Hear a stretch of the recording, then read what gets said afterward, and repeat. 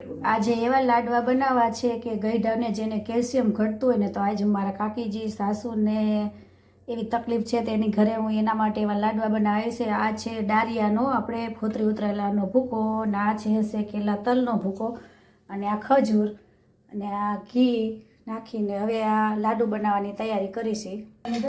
આ લાડવા એવા બને કે જે ગઈઢાને દાંત ના હોય, કેલ્શિયમમાં આંધા ઢીચણના હાથના દુખતા હોય તો એને આ લાડવા ખાઈ શકે. આ રીતે ભૂકો કરી અને એને કેલ્શિયમ આમાંથી પૂરતું મળે છે. અને આ એક એક લાડુ દૂધ સાથે ખાવાનું, એટલે કોઈ પણને કેલ્શિયમની ખામી હોય ને તો આમાં પૂર્તિ થઈ જાય. એટલા માટે આવા લાડુ મારા કાકીજી સાસુ માટે હું બનાવું છું. હવે એની અંદર જો આવી રીતે આ ચણાનો પાવડર, આપણે ડારિયાનો જે ભૂકો બનાવ્યો હતો ને એ મિક્સ કરી દેવાનો.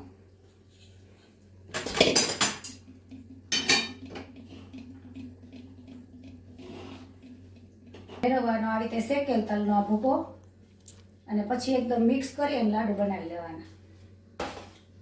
જોઈએ મિક્સ કરતું જવાનું, એટલે જરૂર પડે નાખવાનો.